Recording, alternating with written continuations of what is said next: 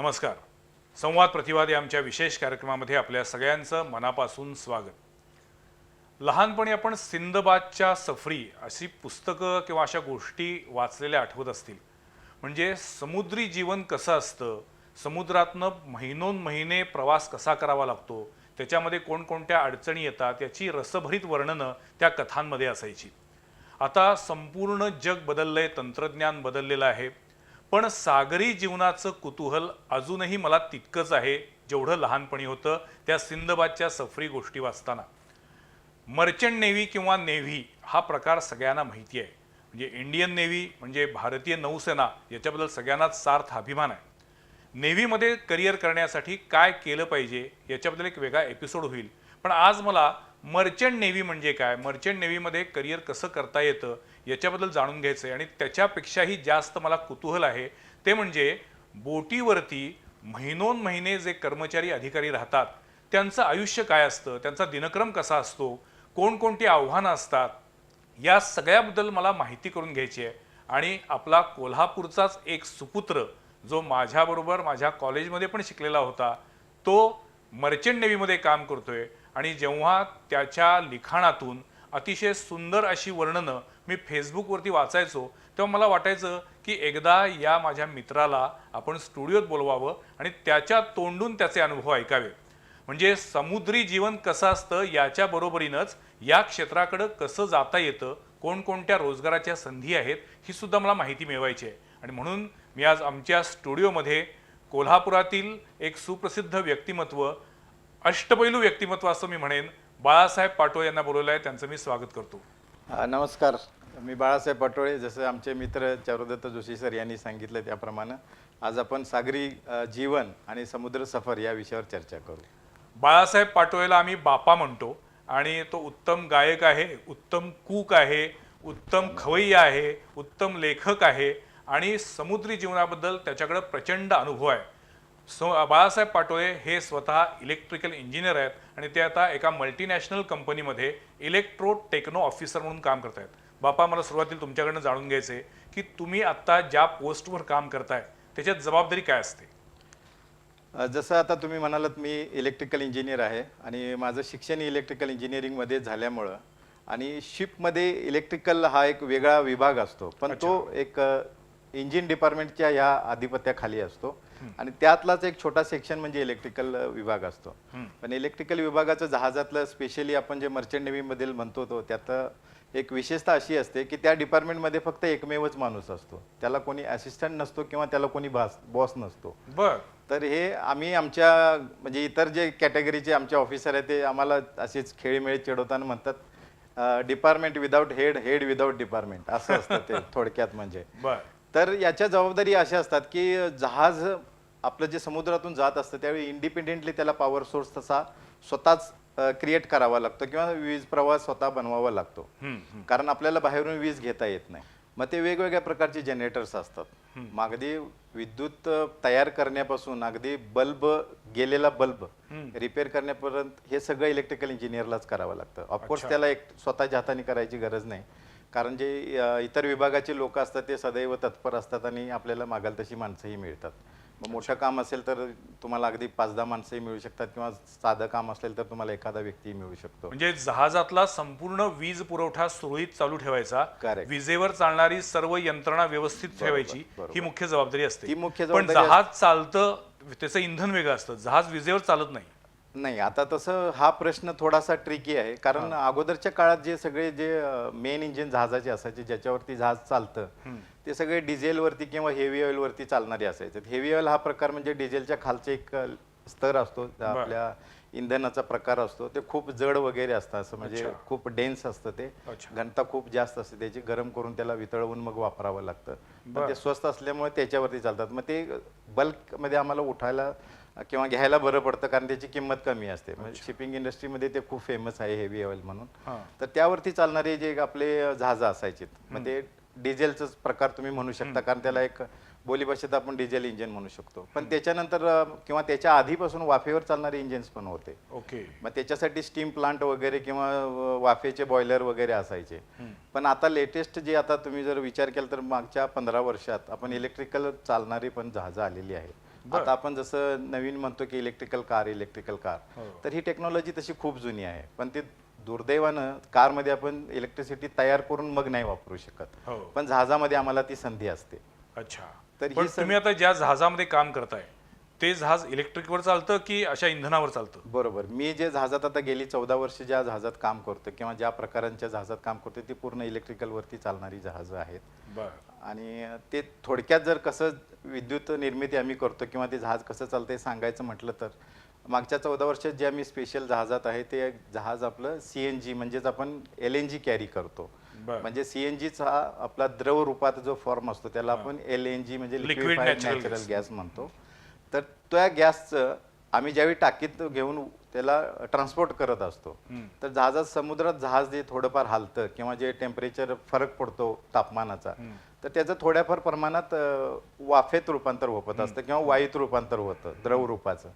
तर ती जे परमिसिबल किंवा जे प्रमाणित आणि आपल्याला हे प्रमाणित एक क्वांटिटी असते त्याची किती प्रमाणात वाफ व्हावी हे असतं 0.15%.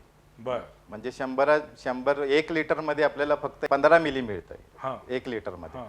तर ह्या वाफेला कुठं सोडायचं आपण, ते एकतर त्याला जाळायला पाहिजे म्हणजे असंच विनाकारण किंवा मग त्याला हवेत सोडायला पाहिजे. तर ती जो 0.15% जो काही वायू असतो तो आम्ही आमच्या परत इंजिन रूममध्ये घेतो आणि त्यावरती आमचे जनरेटर्स चालतात त्या अच्छा. वाफेवरती. बरं. आणि ते जनरेटर्स मग आम्हाला इलेक्ट्रिकल आउटपुट देतात आणि त्यावरती आमचे जहाजाचे इलेक्ट्रिकल मोटर्स चालतात, जी एक मोटर असते जवळपास 22 मेगावॉटची. अरे बापरे. तर एवढी आमची कपॅसिटी मोठी असते आणि आमचे जे जनरेशन प्लांट आहेत त्याची टोटल कपॅसिटी 36.5 मेगावॉट आम्ही तयार करत असतो.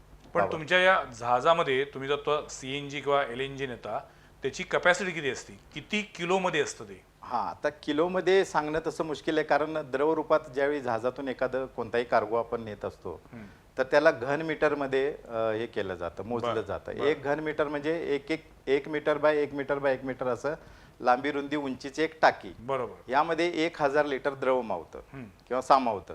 तर ह्याला आपण 1 घन मीटर म्हणतो. हो. तर असं आमच्या शिपमध्ये आम्ही 1,52,000 घन मीटर द्रव्य My एका God. वेळेत नेतो आम्ही. बाप रे. आणि हे साधारण जगभरात कुठे तुमचा प्रवास, रूट काय तुमचा? याचं रूट कसं असतं, एखादी जिथे हा गॅस सापडतो नॅचरल गॅस त्या त्या देशाचे एक वेगवेगळे पॉकेट्स असतात नॅचरली तयार झालेले, तर तिथं तो अनगिनत असा साठा असतो सापडतो. तर आता जसं आता मी सध्या जिथं ज्या शिपमध्ये काम करतोय ते इंडोनेशियामध्ये जो LNG साठा सापडलेला त्या प्रोजेक्टवर काम करतो आम्ही. बर. तर त्या प्रोजेक्टचे जिथे जिथे त्यांना कॉन्ट्रॅक्ट्स मिळतील सप्लाय करण्याचा गॅस, तर तिथे तिथे आम्हाला जावं लागतं. तर तुम्ही बेसिकली इंडोनेशियातनं गॅस घेता बरोबर. आणि ज्या देशाची डिमांड असेल त्या देशाला जाऊन पोहोचवता. बरोबर. मग ह्याच्यात आम्ही जनरली प्रशांत महासागराचा जवळपास सगळा एरिया आम्ही कव्हरेज करतो, म्हणजे जसं की चायना, कोरिया, तैवान आणि कधी कधी आम्ही मेक्सिकोला पण जातो. बर. पण आता तुम्ही ज्या जहाजामध्ये काम करताय ती कंपनी मूळची कुठली आहे? हां, मी ज्या कंपनीत सध्या मागचे 8 वर्ष जिथे काम करतोय ती मूळची जापानची कंपनी आहे. बर. K-Line शिप मॅनेजमेंट म्हणून कंपनी आहे. टोकियोला आमचं हेड ऑफिस आहे.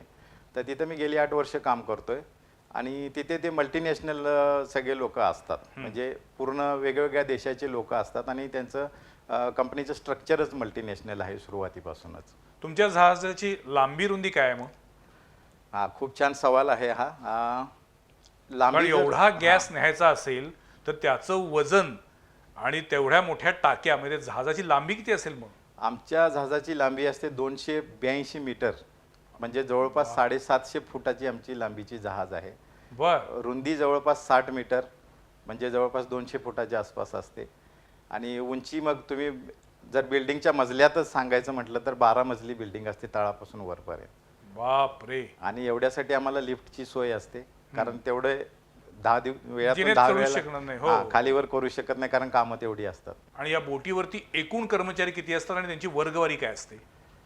बोटीमध्ये एकूण वर्गवारी किंवा एकूण कर्मचारी हे आपले असतात जवळपास 30 ते 35च्या दरम्यान फक्त? असतात. हा, एवढ्या मोठ्या महाकाय शिप वरती फक्त 30 ते 35 लोक? 30 ते 35 लोक असतात. यातले ऑफिसर फक्त 12 किंवा 13 असतात आणि बाकीचे मग कुकिंग डिपार्टमेंट आणि आमचे जे हेल्प करणारे जे क्रू डिपार्टमेंट असतं, ज्याला आम्ही क्रू डिपार्टमेंट म्हणतो, हां. तर त्यामध्ये एक जवळपास 20च्या आसपास लोक असतात. आणि मग तिथे सगळ्यांची राहायची व्यवस्था शिपवरच असते. हो, पण आता तिथे मग असं प्रत्येकाला वेगळी रूम अशा पद्धतीनं काय कसं तुमचं दैनंदिनी कशी असते तुमची? हां, तसं जर आम्ही एक जनरली मर्चंट नेव्हीच्या शिपच्या बाबतीत आपण जर म्हणायचं म्हटलं तर अगोदरच्या काळी बऱ्याच वेळेला एका रूममध्ये 3-3, 4-4 कर्मचाऱ्यांना राहावं लागायचं, कामगारांना. आणि ऑफिसरना सुरुवातीपासून प्रत्येकाला वेगळी रूमच मिळत आलेली आहे आजपर्यंत. पण आता हे ज्या शिपमध्ये मी आता गेली 14 वर्ष जे काम करतो, LNG, ही जगातील सगळ्यात लेटेस्ट अशी शिप असतात. म्हणजे विमानानंतर आमचाच नंबर लागतो टेक्नॉलॉजीच्या वाह. विषयानं जर बरं. विचार केला तर. मग जे आमचे शिपमधले जे इक्विपमेंट्स असतात, बरेचसे इक्विपमेंट असे आहेत जे स्पेसशिपसाठी सुद्धा वापरले जातात.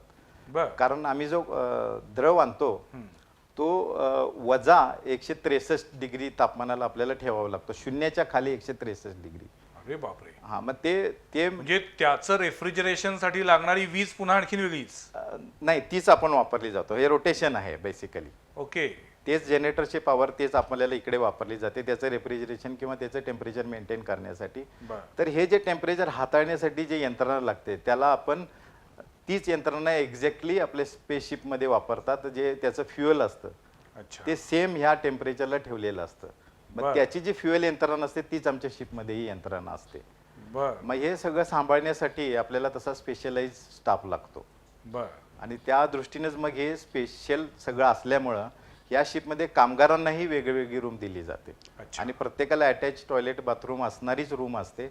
आणि त्या दृष्टीनेच आमचं जेवण आणि इतर सोयी पुरवल्या जातात, कारण ही शिप स्पेशल असते. पण साधारण तुम्ही एकदा शिपवर गेल्यानंतर किती दिवसांचा किती महिन्यांचा प्रवास असतो? परत जमिनीवरती किती कालावधीनंतर येता तुम्ही? हां, हे पण डिपेंड करतं. ह्याला काही स्टँडर्ड रूल किंवा रेग्युलेशन नाही आहे. म्हणजे तुम्ही आता एखाद्या ठिकाणून कार्गो लोड केला. कार्गो म्हणजे जे आम्ही आता जसं माझ्या शिपमध्ये आम्ही गॅस लोड करतो, तर याच्यामधून डिपेंड करते की तुम्हाला कुठल्या देशात जाऊन तो डिस्चार्ज करायचा आहे. जसं आता आम्ही तुम्हाला म्हटलं की मी कोरियाला जातो, तैवानला जातो, चायनाला जातो, तर ह्या इकडे किंवा जपानला जातो. इथे कुठेही गेलं तरी आम्हाला हा 6 ते 7 दिवसाचा हा एक रूट असतो बर. इंडोनेशियावरून तिथपर्यंत पोहोचायला. बरं. बऱ्याच वेळेला असं होतं की इंडोनेशियामधलाच कार्गो इंडोनेशियाच्या दुसऱ्या पोर्टवर द्यावा लागतो. तो अच्छा. बऱ्याच वेळेला फक्त 12 तासाचा किंवा 14 तासाचा असतो. अच्छा. आणि कधी कधी ज्यावेळी आम्ही मेक्सिकोला जातो तर हाच कालावधी 20 दिवसाचा होऊन जातो. 20 दिवसांचा प्रवास. 20 दिवसांचा प्रवास वन वे. ओके. आणि रिटर्नला परत आपल्याला 20 दिवस यावे लागतात. ओके. तर असं ते डिपेंड असतं की तुम्हाला कुठली ऑर्डर आहे किंवा कुठे तुम्हाला कार्गो डिस्चार्ज करायचा आहे, त्यावरती डिपेंड असतं. जहाजाचा जो वेग असतो तो नॉटिकल मैल मध्ये मोजता ना तुम्ही? बरोबर बरोबर. तर नॉटिकल काय साधारण तो एक नॉटिकल मैल म्हणजे आपलं किती किलोमीटर, म्हणजे ताशी किती किलोमीटरनं जहाज जातं? माझे अगदी बाळबोध साधे प्रश्न आहेत, कारण माझ्या मनातले उत्सुकतेचे अनेकांच्या मनातले प्रश्न आहेत. बरोबर बरोबर. आता मी एक थोडक्यात सांगतो नॉटिकल हा शब्द कशामुळे आला किंवा काय आला. आपण ज्यावेळी जमिनीवरून प्रवास करतो तर एक समतोल असं जमीन असते. हो, भले आपण चढ उतार धरले तरी ऑन एन ॲव्हरेज जमिनीला समतोलच धरलं जातं.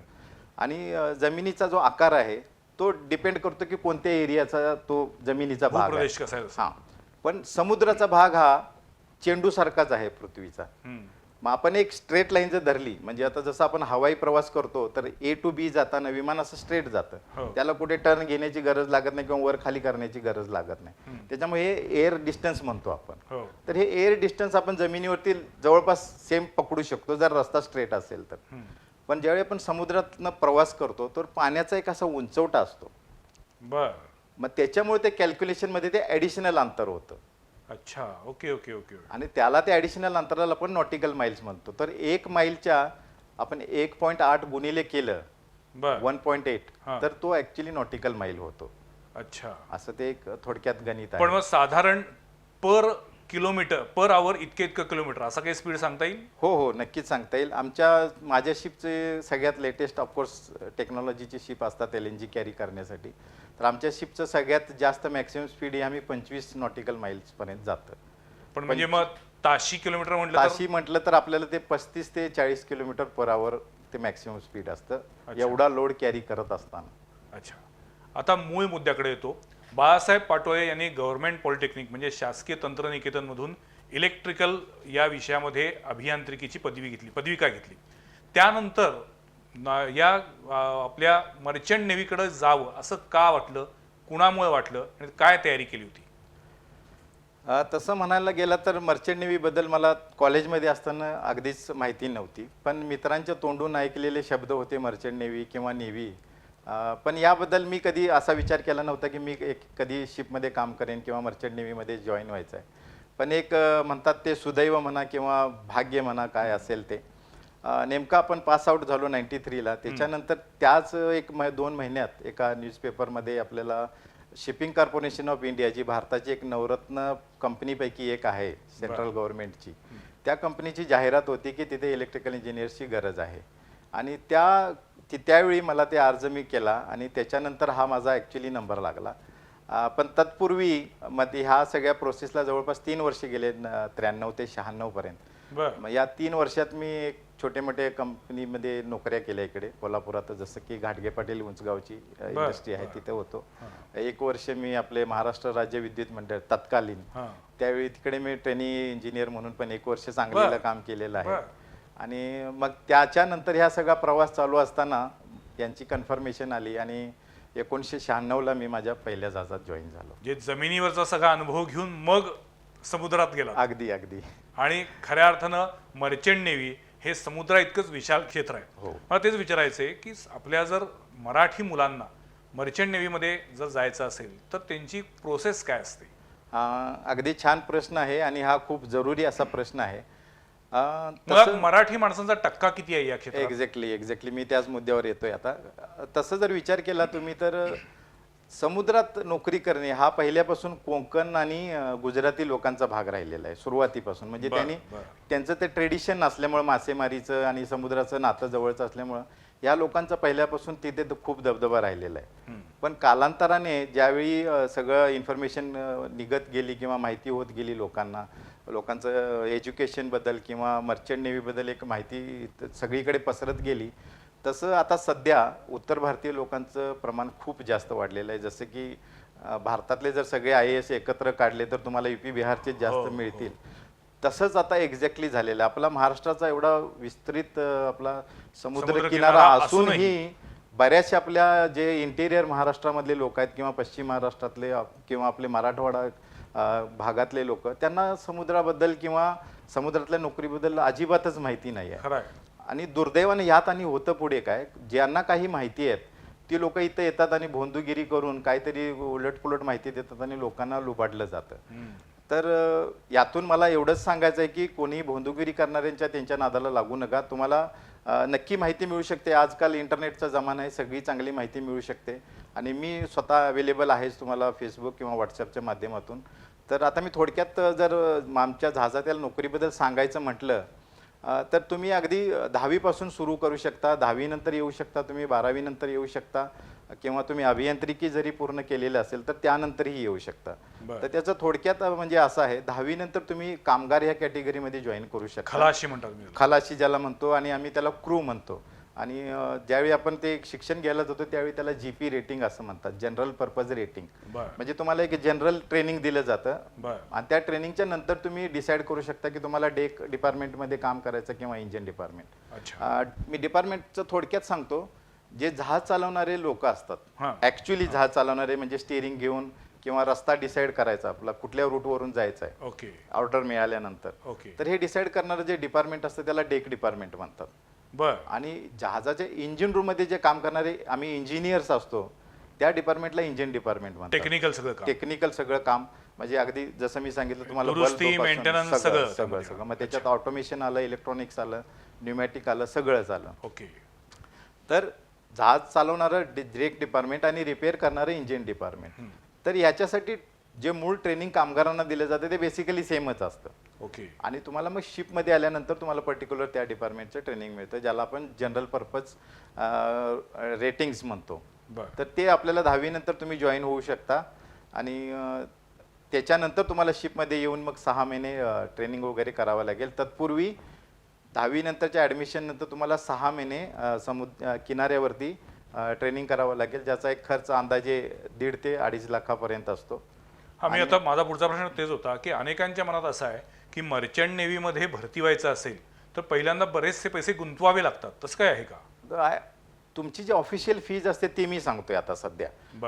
1.5 ते 2.5 लाख आणि हे वेगवेगळ्या इन्स्टिट्यूटचे वेगवेगळे रेट्स असतात कारण ते तुम्हाला फॅसिलिटी काय देतात याच्यावरती डिपेंड असतं. आणि या सगळ्या खाजगी संस्था आहेत, ह्या सगळ्या खाजगी संस्था आहेत जे प्रशिक्षण देतात. बरोबर. मर्चंट नेव्हीमध्ये भरती होण्यापूर्वी लागणारं जे काही प्रशिक्षण आहे हे खाजगी संस्थांकडनं मिळतं. फक्त कामगारांचं.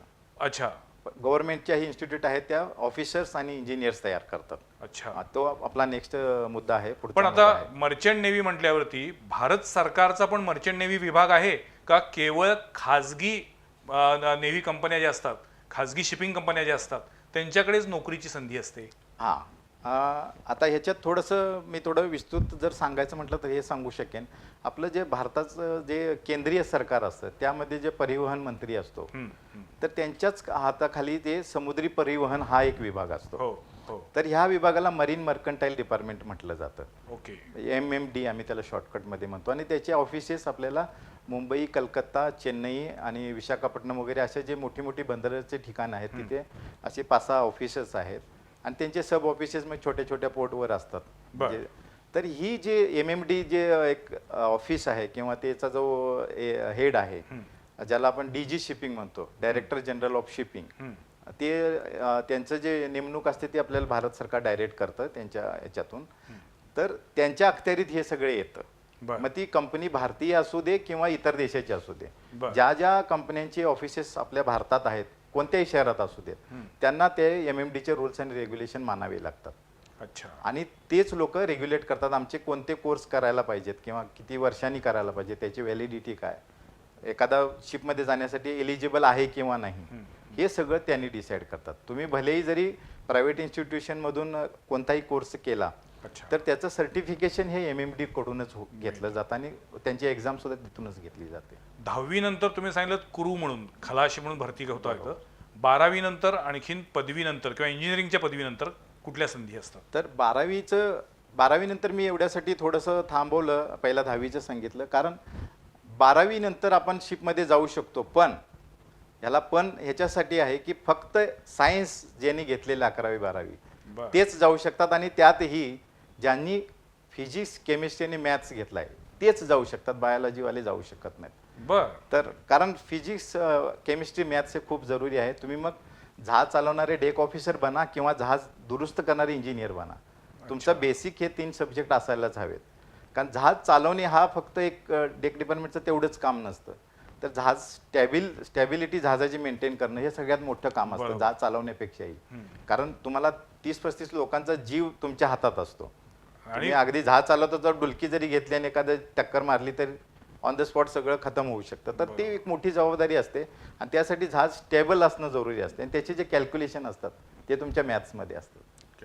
पण 12वी नंतर मरीन इंजिनिअरिंगला पण जाता येतं ना? बरोबर. तर तुम्ही 12वीचं ज्यावेळी तुमचं क्वालिफिकेशन असतं with PCM, physics, chemistry, maths, तर 12वीच्या एक्झाम ज्यावेळी होतात दरवर्षी, आता कोरोनामुळे थोडंसं डिस्टर्ब झालेलं आहे शेड्यूल, तर 12वीच्या आपल्या एक्झाम नंतर IMU CET असा एक विभाग आहे. म्हणजे CETचाच एक एक्सटेन्शन आहे ज्याला आपण अगोदर IMU लावलेलं आहे. IMU म्हणजे इंडियन मॅरिटाईम युनिव्हर्सिटी, म्हणजे जी समुद्री शिक्षणाचं जे शिक्षण आहे त्याला रेग्युलेट करते. जसं आपली शिवाजी युनिव्हर्सिटी सगळ्या कॉलेजांना रेग्युलेट करते, तसे IMU म्हणून जी आपली एक युनिव्हर्सिटी आहे इंडियाची, ती इंडियामधील जेवढे सागरी शिक्षण देणारे जे संस्था आहेत त्यांना रेग्युलेट करते. तर ह्यामध्ये बरेचसे गव्हर्नमेंटचे इन्स्टिट्यूट्स आहेत आणि प्रायव्हेट तर ढिगाण आहेत.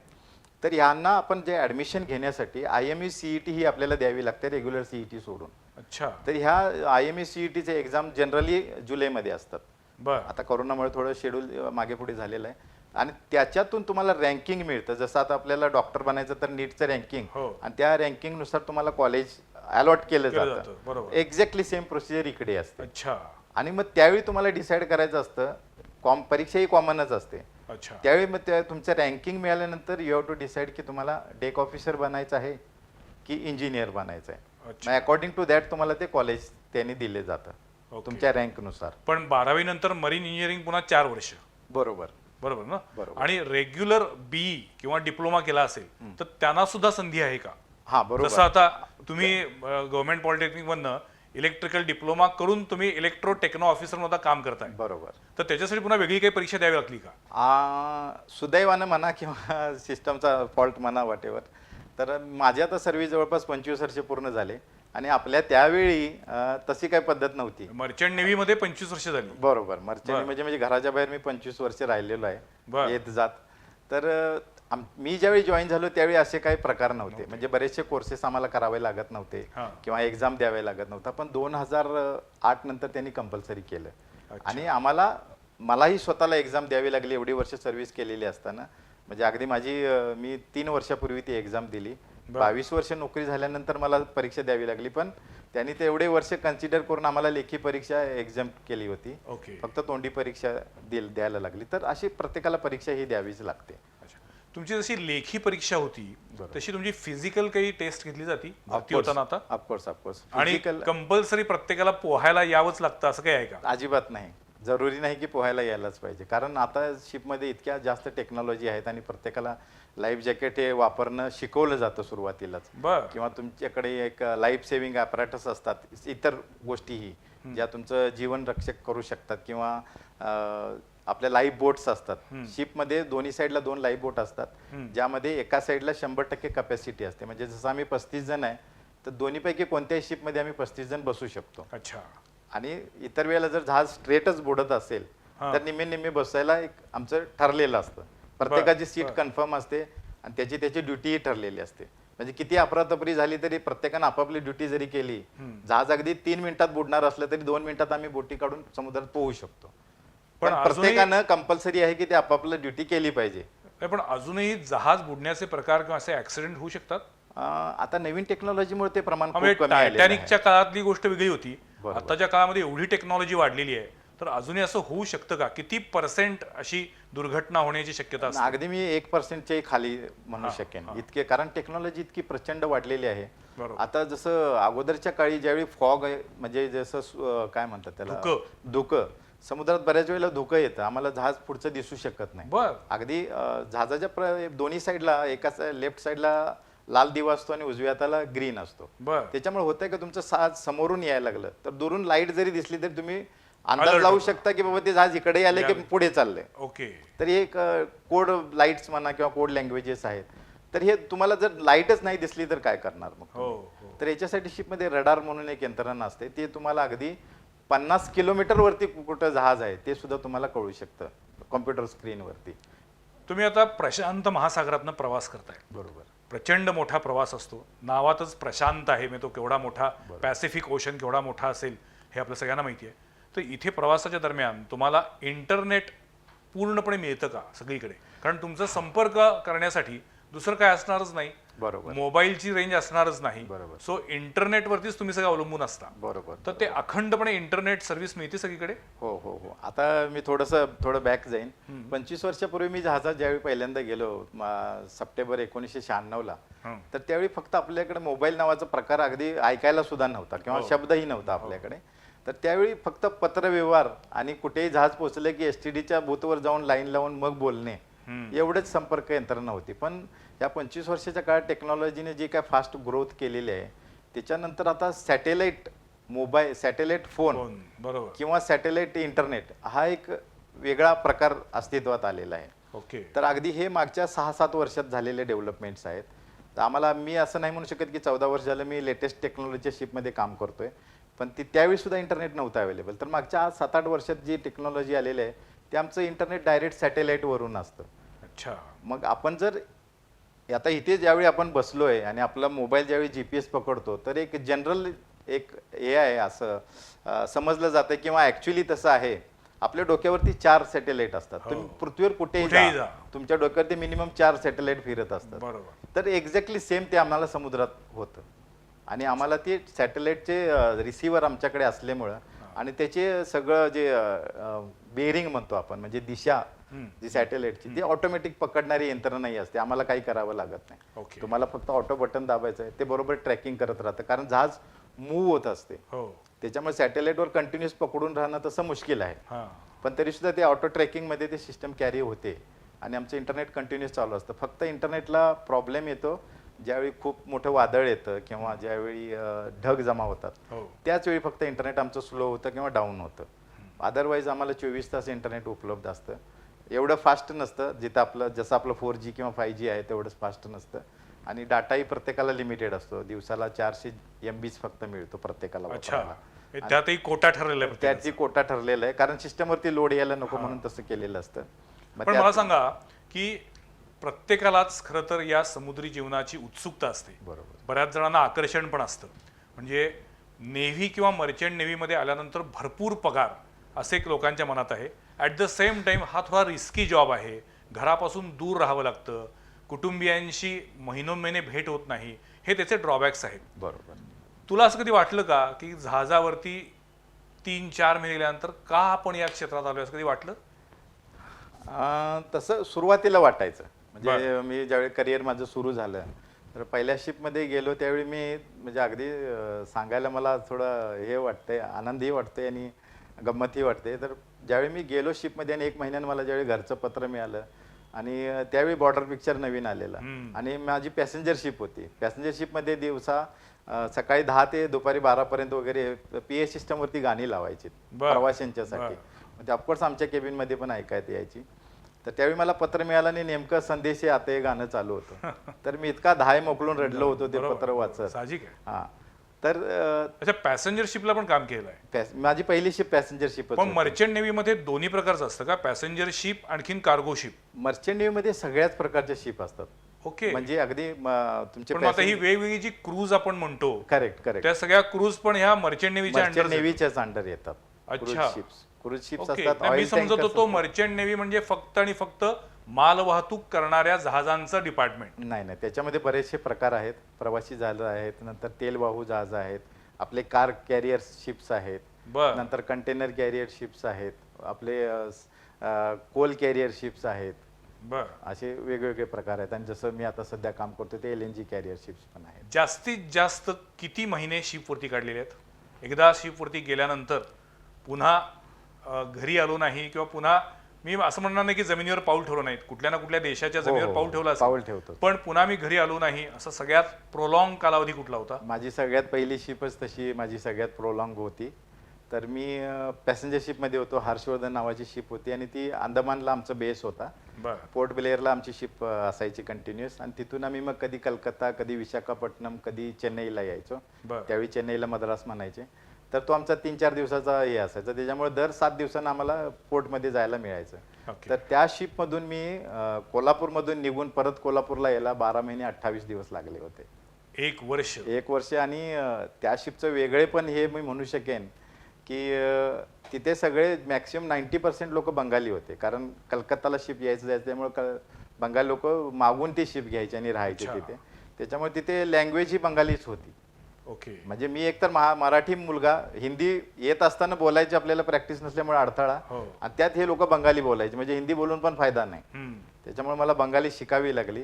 आणि सुदैवाने जशी तुम्ही माझी ओळख करून दिली, मी बंगाली बोलतो, बंगाली वाचतो, बंगालीत गाणीही म्हणतो. क्या बात आहे.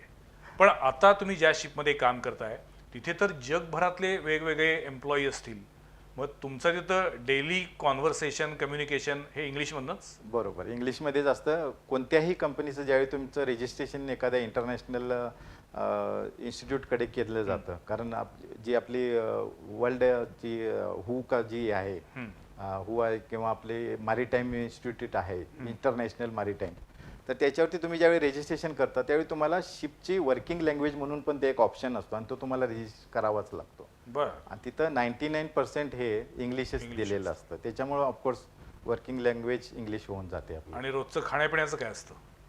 रोजचं खाण्यापिण्याचं दॅट डिपेंड्स करतं. मेजॉरिटी विन्स या टाईपमध्ये होतं जनरली. म्हणजे त्या शिपमध्ये तुमच्याकडे ऑफिसर, आता जसे आम्ही 13-14 जण असतो, त्यामध्ये मेजॉरिटी कोणाचे आहे, म्हणजे किती लोक कोणत्या देशाचे आहेत त्याच्यावरती जेवण बनतं. पण प्रत्येक शिपमध्ये असंच नाही होत. That depends. आता जसं आमच्या शिपमध्ये आम्ही जास्तीत जास्त 4 किंवा 3च भारतीय असतो. नंतर 3-4 जण क्रोएशियन असतात, बाकीचे 3-4 जापनीज असतात, बाकीचे उरलेले इंडोनेशियन. तर इंडोनेशियनचं पण जेवण बनतं, जापनीज लोकांचं पण बनतं आणि इंडियनचं पण बनतं, कारण त्यांना बनवावं लागतं. त्याला चॉईस नाही आहे. ओके. पण सगळेच आयटम खाण्यायोग्य नसतात, कारण तो बनवणारा भारतीय नसतो. एक्झॅक्टली. मी तेच म्हणलं, मी खाण्यापिण्याची आबाळ होते का, आणि असंही म्हणता येईल की जगभरातल्या सर्व खाद्य संस्कृतीचा पण अनुभव मिळतो. एक्झॅक्टली तसं होतच ते, कारण तुम्ही शिपमध्ये पण खाता, तर जसं माझी इच्छा झाली की मला आज जॅपनीज खाणं खायचं आहे, हम्म. तर ते ऑलवेज ते जॅपनीज माझे ऑफिसर जे मित्र आहेत ते ऑलवेज ऑफर करतात हो हो खा म्हणून तुम्ही, किंवा आम्ही इंडियन जे आमचं फूड बनतं त्यांना बरेचसे लोक ते पण आवडतात. आता बरेचसे माझे जापनीज जे सिनियर आहेत किंवा माझे कलिग आहेत तेवढे अगदी तोंडात जाळ येऊसपर्यंत तिखट खातात, जे त्यांनी आयुष्यात कधी तिखट टाकलेलं नसते. हे आपलं कोल्हापुरी पण त्यांना टेस्ट करायला दिलेला आहे. कोल्हापुरी ते मीच बनवलेलं दिलेलं आहे, कारण ऑफकोर्स तो जे कुक असतो इंडोनेशियन आमचा तो नाही. बनवणार नाही, बरोबर. पण मला जेवण बनवायची थोडी सवय आहे किंवा काही म्हणा किंवा घरची आवड आहे. आठवण म्हणून हा, हो. तर ते मी बनवतो आठवड्यातून एकदा वगैरे, आणि त्यावेळी सगळे आवडीनं खातात ते, अगदी क्रोएशियन लोक सुद्धा. पण मग शिपवर असताना आपले काही सण वार हे सगळं विसरून जायचं.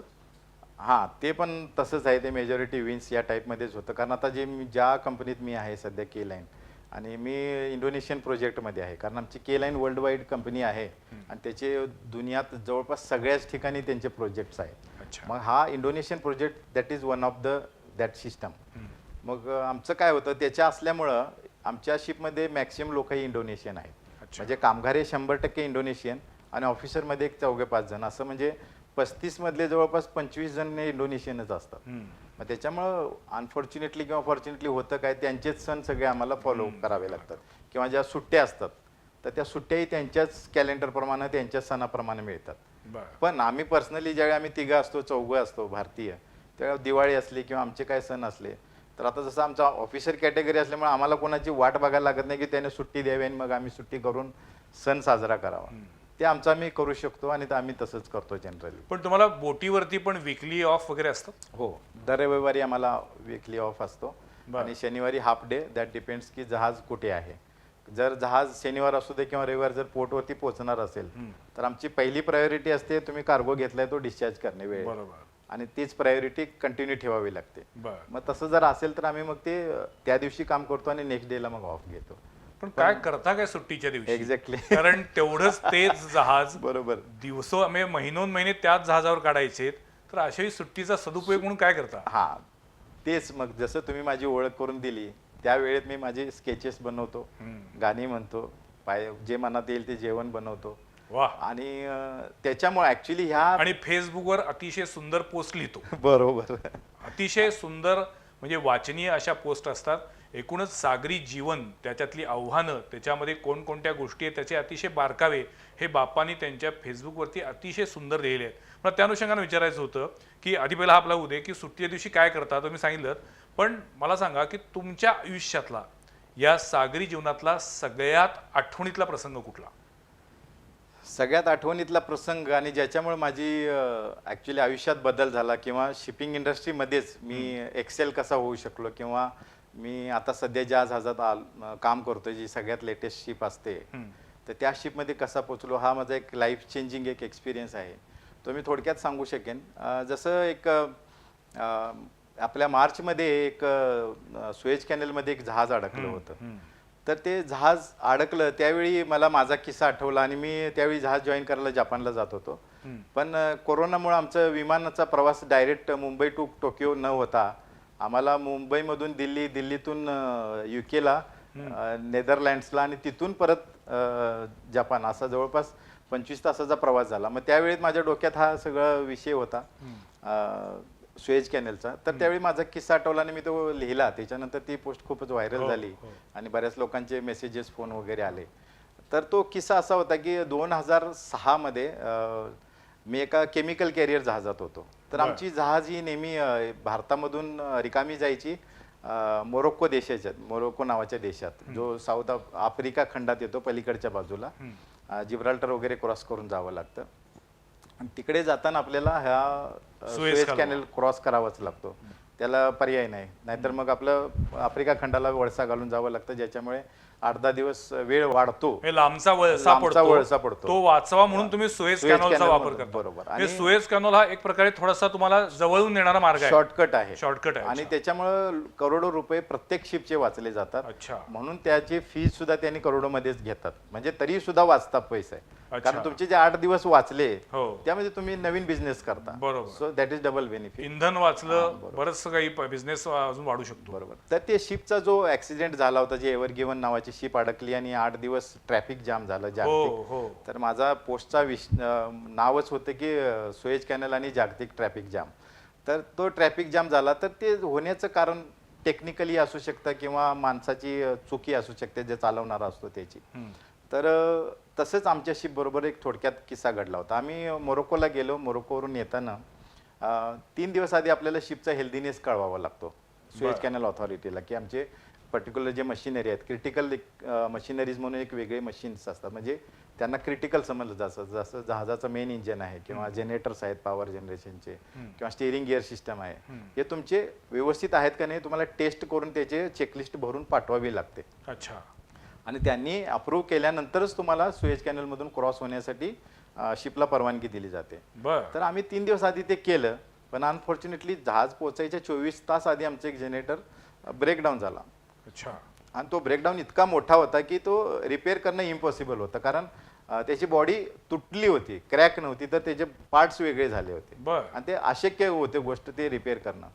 मग जहाज आमची पोचली तर त्यांनी आम्हाला 2 जनरेटर असतात, त्यापैकी एक डॅमेज झाल्यामुळे आमच्याकडे बॅकअप पॉवर नाही आहे, म्हणून त्यांनी आम्हाला जाऊच दिलं नाही, बर. म्हणजे क्रॉस करायला परवानगी नाकारली. तर आम्ही सुएज कॅनेलच्या त्या बाजूला अडकून पडलो, UK साईडच्या बाजूला, आणि खाली आपल्या इकडे अरबी समुद्र येतो. तर आम्ही मेडिटेरियन सीच्या बाजूला तिकडे अडकून पडलो.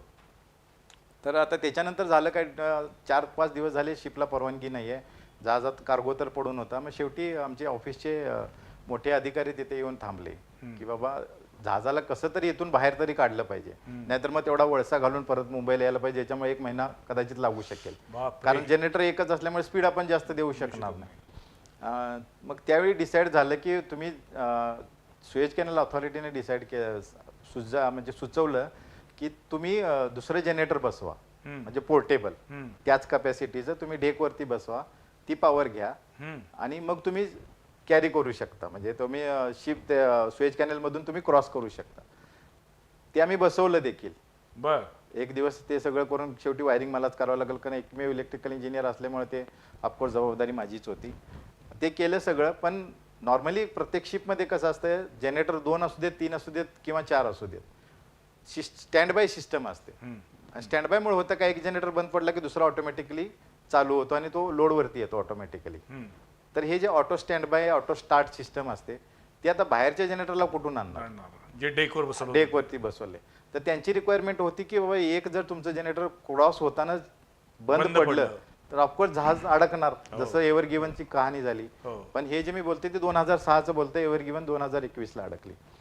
तर मग त्यांनी ते अलाउड केलं नाही की तुम्ही जनरेटर तर बसवलंय पण त्याला ऑटो स्टार्ट पाहिजे. आता ते ऑटो स्टार्ट बनवणारं कोण इजिप्तमध्ये मिळणार? इजिप्त देशाबद्दल आता सगळ्यांनाच माहिती आहे की तिथे टेक्नॉलॉजी कशी असेल, काय असेल, यू कॅन इमॅजिन. तर तिथे 3 दिवस परत आम्ही वेटिंग, म्हणजे जवळपास 7 दिवस झाले की ऑटो बनवणारा कोणी मिळाला नाही. मग ते जे मेकॅनिकल इंजिनियर जे आले होते, जे ऑफिसचे आमचे इन्चार्ज होते, जवळपास प्रत्येक शिपचे असे ग्रुप असतात. जर केमिकल कॅरियर आमचे 6 शिपचा एक ग्रुप आहे, त्याला मी स्पेशल वेसल सेल म्हणतो, म्हणजे म्हणायचो शिपिंग कॉर्पोरेशन ऑफ इंडियाचा एक विभाग आहे. त्याचा जो हेड होता तो आला होता, कारण शिप अडकल्यामुळं. पण त्याचं लकीली त्याचं शिक्षण इलेक्ट्रिकल इंजिनिअरिंगमध्ये झालं होतं, पण तो झाला होता मेकॅनिकल काम करायचा तो. आणि he was incharge of 6 ship, so he was big shot. तर मग मला ते माहिती होतं ऑफकोर्स की ते इलेक्ट्रिकल इंजिनियर आहेत.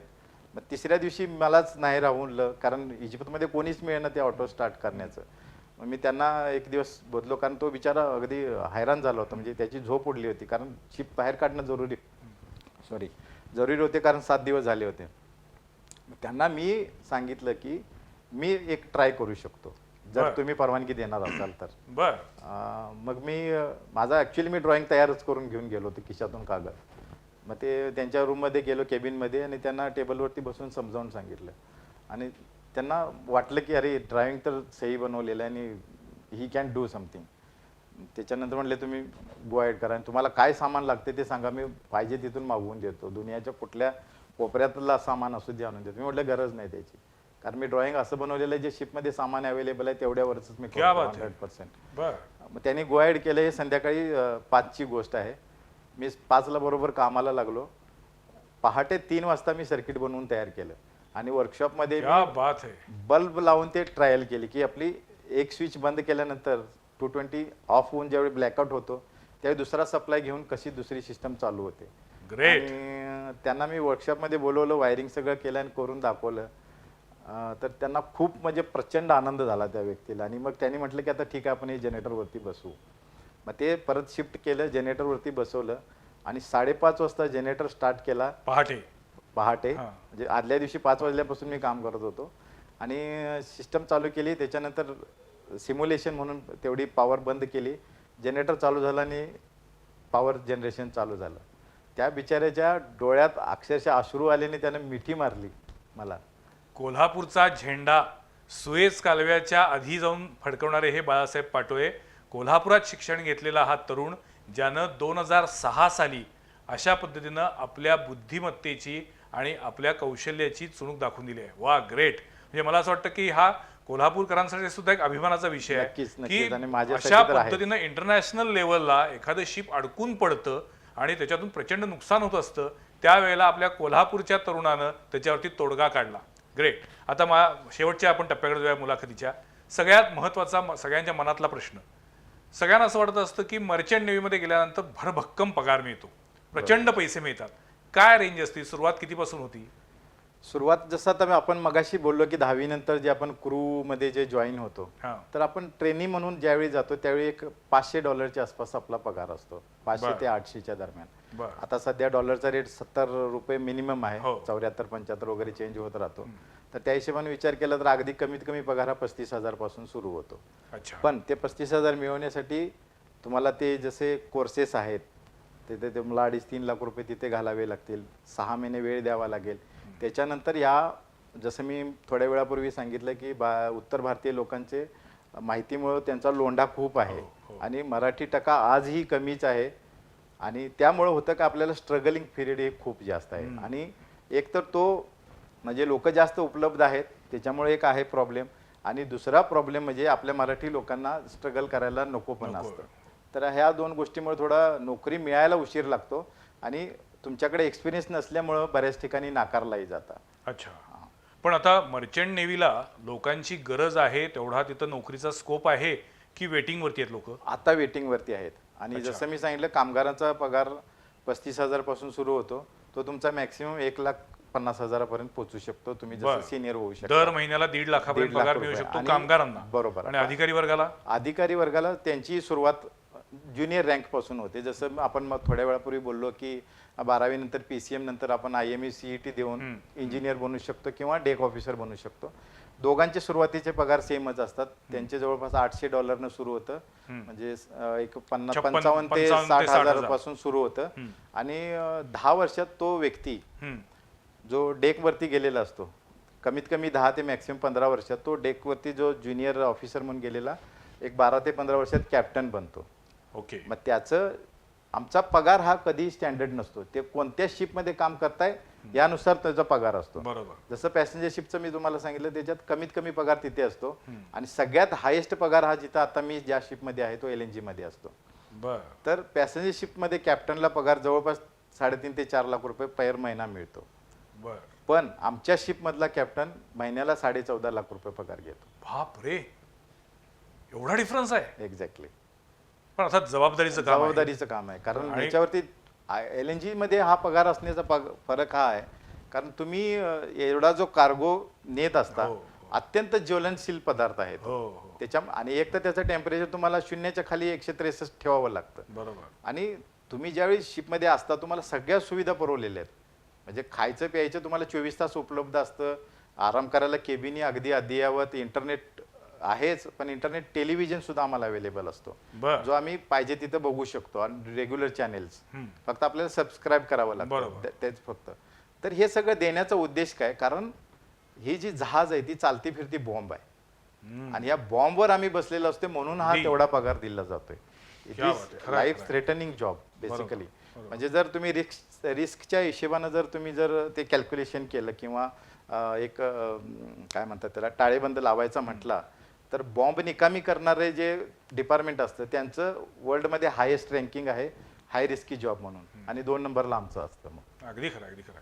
पण मला सांगा, आता जर आपल्या मराठी माणसाला या क्षेत्रामध्ये यायचं असेल तर त्यानं एक तर तुम्ही म्हणाल जसं की दहावी नंतर 11वी 12वी PCM घेऊन सायन्समध्ये आलं पाहिजे बरोबर. आणि त्यानंतर तुमची जी नीटची परीक्षा आहे ती देऊ शकतो तो CET IMA CET IMA CET. CET आणि त्यानंतर तो इंजिनियरच व्हायला पाहिजे असं आहे का तुमच्या क्षेत्रामध्ये आर्ट्स कॉमर्स वाल्यांना म्हणजे संधीच नाहीये? आर्ट्स कॉमर्स वाल्यांना संधी मिळू शकते, पण त्यांचं क्वालिफिकेशन 10वी पकडलं जाणार.